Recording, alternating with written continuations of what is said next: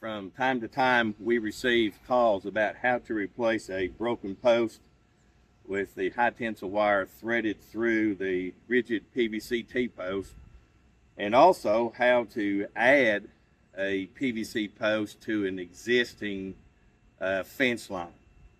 So there's about 3 or 4 options I'm going to share with you that you can do. And first, we're going to look at a strainer.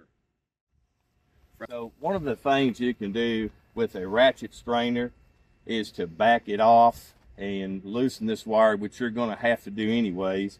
You can use a crescent wrench, you can use a strainer tool, or a 15mm open-end wrench.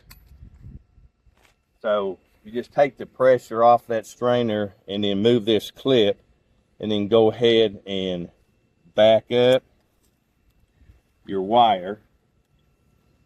Now, if your strainer is close enough to where the post is broke, you can take this wire out and just unthread back 2 or 3 posts, run your wire through your new post, and then come back and place it on your strainer. So that's one option, but when your post is at a significant distance away, that's probably not a good option. All right, so we're going to look at the next option. All right, so this is one of the options if you want to put a post into an existing fence and not thread it through the holes. I have a piece of soft aluminum wire right here, easy to work with. All you need to do is thread it through the hole, bring your wire up here,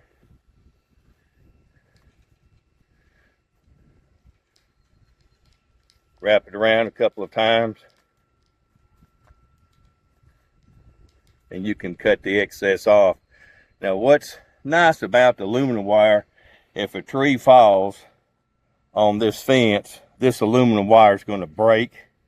So the wire is going to be laying on the ground, but more than likely the post is not going to end up having to bend any. So that's one option. The next option is to use a steel post clip. I want to be able to clip it like this, so I have to run around backwards. Then I want to be able to, and you can spread this apart. This is a 1 3/4 inch T-post.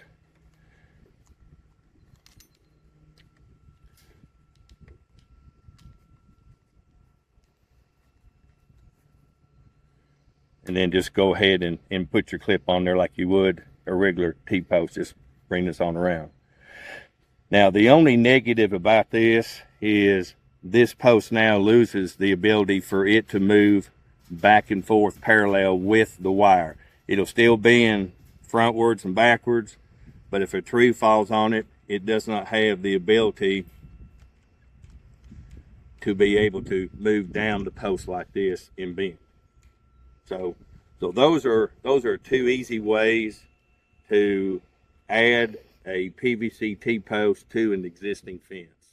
So here is our broken post. This is the 4th way that you can, well, actually the 2nd way that you actually can thread the wire through the post. So this is our broken post. I'm just going to cut this wire. All right. And I'm going to come back. It's going to stick this in the ground here for a second.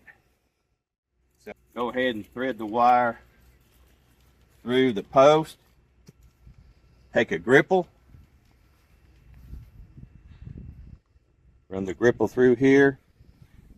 Take your other wire. Run it through the gripple on the other side. And now you're done. All you need to do now is go back and tighten up the strainer. Now, one extra thing that I would do, I like to take a pair of pliers and bend this wire back.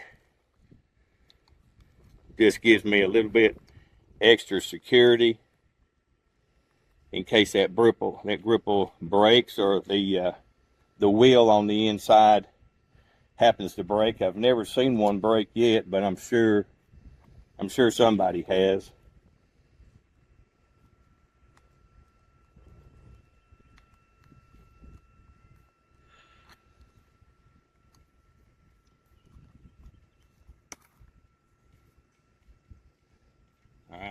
That way it's secure and it's not going to come off. Then, like I said, just go back to your strainer and re-tighten your top wire. So you want to go ahead and do that in this case for all 4 strands, because we wanted this wire to run back through our T-post, replacing the old broken post. Okay, so what we've done is we've used either a steel clip or the soft aluminum wire to go ahead and put the wire on the front. So the next thing is, well, how do you go ahead and get this post off of here so that you can replace the post with the wire on one side and then clip it to it. So what you can do, you can take a Sawzall or a hacksaw blade and just cut a slot right here, and then that wire, you can just flip that wire right on out. But a Sawzall or a hacksaw blade, something like that. Or I guess you could even take a wheel, a grinder wheel. Okay, lastly, now we've got this stop sticking up, and we don't want that left in the ground. Somebody may step on it, animal may step on it, you know, get injured, something like that. So there's a couple of different situations you can do.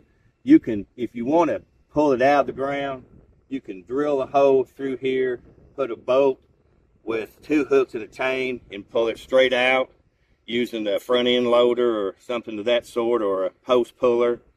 The second way, you can drive the post, drive this on down in the ground. But if it doesn't go easily, then the third option would be to dig out around this post a little bit, take a Sawzall and cut it down below the surface, and then you're done. So those are 3 options of removing that post.